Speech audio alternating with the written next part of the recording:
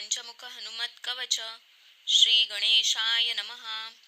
ओम अस्य श्री पंचमुख हनुमत कवच मंत्रस्य ब्रह्मा ऋषिः गायत्री छन्दः पंचमुख विराट हनुमान देवता ह्रीं बीजं श्रीं शक्तिः क्रौं कीलकं क्रूं कवचं क्रैं अस्राय फट इति दिग्बन्धः।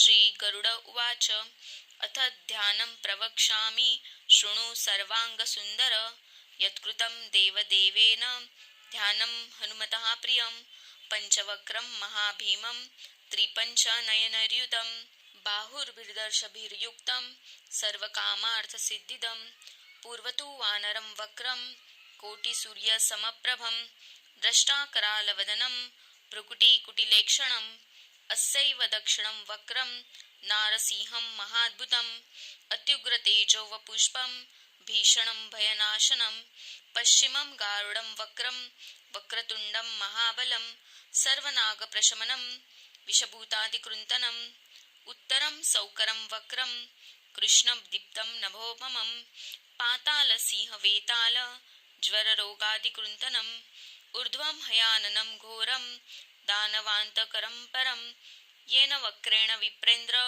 तारकाख्यं महासुरं जघान शरणं तत्स्या सर्वशत्रुहरं परं ध्यात्वा पञ्चमुखं रुद्रं हनुमन्तं दयानिधिं खड्गं त्रिशूलं खड्वाङ्गं पाशाङ्कुशपर्वतं मुष्टिं कौमोदकीं वृक्षं धारयन्तं कमण्डलुं बिन्दिपालं ज्ञानमुद्रां दशभिर्मुनिपुङ्गवम् एतान्यायुधजालानि धारयन्तं भजाम्यहम्। प्रेतासनोपविष्टं तं सर्वाभरणभूषितं दिव्यमालाम्बरधरं दिव्यगन्धानुलेपनं सर्वाश्चर्यमयं देवं हनुमद्विशतोमुखं पञ्चास्यमच्युतम् अनेकविचित्रवर्णवक्रं शशाङ्खशिखरं कपिराजवर्यं पीताम्बरादिमुकुटैरूपशोभिताङ्गं पिङ्गाक्षमाद्यमनिशं मनसा स्मरामि मर्कटेशं महोत्साहं सर्वशत्रुहरं परं शत्रुसंहरमारक्ष श्रीमन्नापदमुद्धर।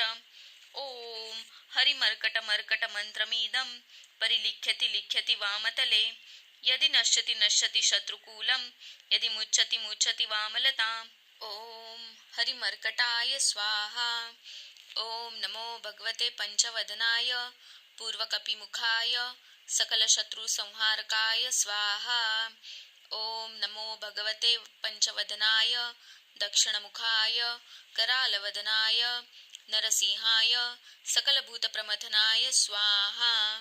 ॐ नमो भगवते पंचवदनाय पश्चिममुखाय गरुडाननाय सकलविषहराय स्वाहा। ॐ नमो भगवते पंचवदनाय उत्तरमुखाय आदिवराहाय सकलसम्पत्कराय स्वाहा। ॐ नमो भगवते पंचवदनाय ऊर्ध्वमुखाय हयग्रीवाय सकलजनवशकराय स्वाहा।